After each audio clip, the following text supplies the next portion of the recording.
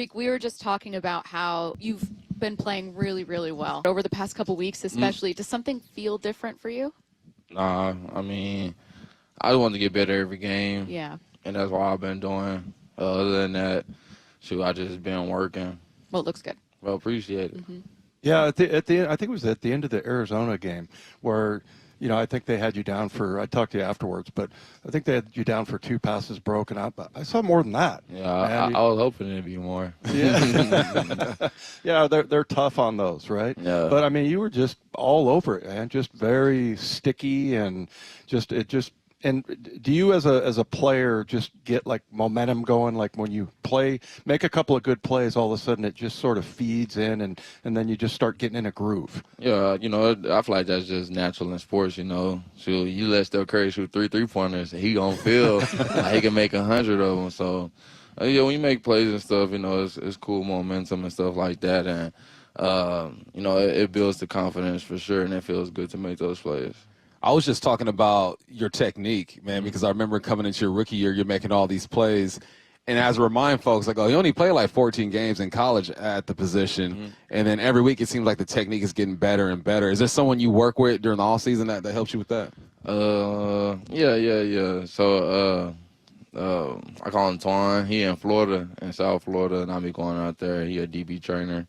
And he a real cool dude. I had met him, I want to say, 2 summers ago, and I just been training with him, and we just been, you know, working on a lot of press, especially because when I got to this defense, that's a lot of the things we done, you know, it's pressing. So me and him worked on that a lot, and it's been paying off. Is it one-on-one type stuff or are other DBs around too? Sometimes, yeah. You know, Asante Samuel Jr., he be working out with him a little bit, and there'd be a couple high school guys out there, but other than that, sometimes it'd be me and him.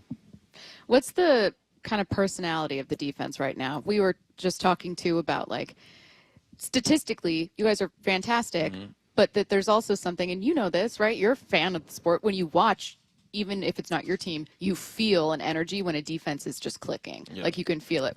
How would you describe it? I just see it as like we just like we say mob mentality, like a family, you know what I'm saying? Like, we hella close, you know, we talk to each other. It's just not like position group, hang out, position group. It's like everybody hang out with each other. You know what I'm saying?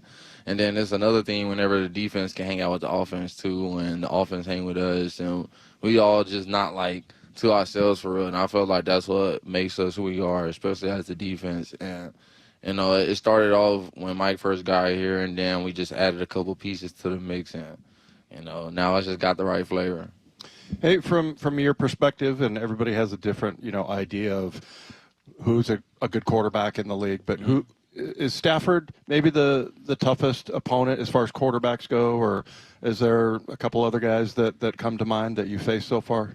Sure, yeah, Stafford, just 'cause I faced him dang near almost every year so far. Yeah. But I had to say Stafford just because even when I was growing up, seeing him on the Lions and him and Calvin Johnson and stuff like that, and he got a lot of experience, and he got, you know, the arm talent. You know, he can throw into spots, you can throw a receiver open. So, you know, just going against him is pretty cool, you know, and especially because there's not too many, like, quarterbacks, you know, I would, like, kind of era of, you know what I'm saying? Like, you know, Kirk Cousins and all those dudes, you know. Right. So he's a great quarterback, and it's pretty cool to go against him. I was an offensive guy, so when we get into shootouts, I'd be like, let's go, you know, back and forth. Kind of different for defense, man. How fun was that game, watching their defense do their thing, and you guys come out and do their thing? It was like, for us, it's stressful because we have no control over the game, so we're watching it, but just how fun are those moments? Honestly, it's a lot of fun, man. It's like something that you work towards, too, just because, like, you know, every game isn't going to be like a blowout game, you know, and so whenever we practice those situations in practice and then we execute them in a game, you know, it's pretty cool. And to be in those, you know, tough spots, you know, it play along, you know, later on in the season, especially when you go to playoffs. So just being able to be comfortable in those situations and go through them, you need them sometimes. Yeah, that's like when people say, oh, it's a boring game if there's not 6 touchdowns, and you're like, I saw amazing defensive play. I don't know what you're talking about. This is phenomenal. Hard-hitting tackles, like, this is great. From the point of view, speaking of a cornerback, what can you tell us about JSN? What's tough about what he does? What's good about what he does? Like when you're looking at it from your eyes and your knowledge, what do you see? God has been getting better since he got here, man. I remember when he first got here and we would go each other in training camp. And, like, compared to now, it's just a whole different type of guy. You know, I feel like he got faster. You know, he's involved in his game. And just because people would think he was just a guy in the slot, you know. And then I was telling people, like, especially after this camp, I was like, this is probably the hardest receiver I done win against, you know what I'm saying? And being able to go against him throughout camp was pretty crazy. And just going throughout the season and actually seeing it, it's like, bro, like, the dude puts the works in.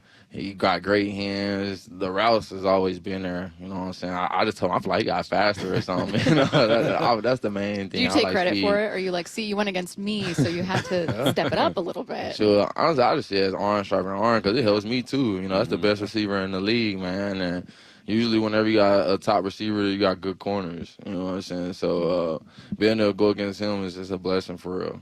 You kind of talked about this a little bit. I don't know if you heard the quote from Ernest Jones after the game where he was defending Sam Darnold. It's pretty cool. Oh, yeah. No, I did, man. I ain't never heard nothing like it before. You know what I'm saying? I know.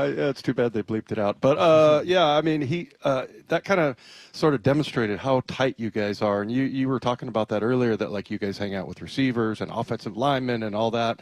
Is that a Mike Macdonald thing? Is that something different? Because I know he got you guys together and, you know, somebody was saying that they got to know Michael Dixon, and, you know, is that something that he has brought to the team? For sure. You know, we got, like, some days we have, like, different meeting groups. It like, I don't say, like, groups of 10, and then it'll change throughout the season, and we'll just have, like, 20 minutes just to talk about the team and the culture and, like, what are we trying to implement and stuff like that.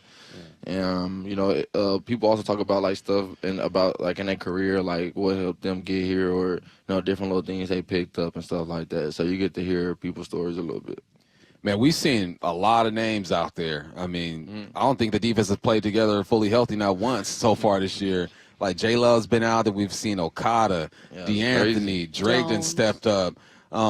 And people ask me, like, I have all the answers. What are you seeing? And I think, man, it's just the preparation got to be on point. For the 2s and 3s to come in and play the way they've been playing, the prep has to be on point. What is your guys' preparation like?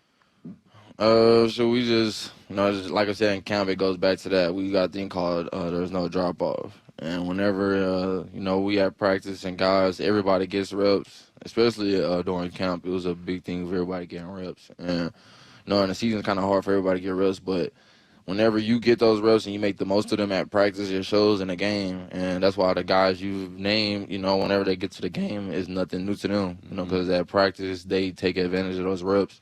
And then they just keep stacking them, and then it shows in the game. You guys playing great football right now. He is Seahawks corner Riq Woolen. Riq, thanks so much. Appreciate you. Thank you for having me.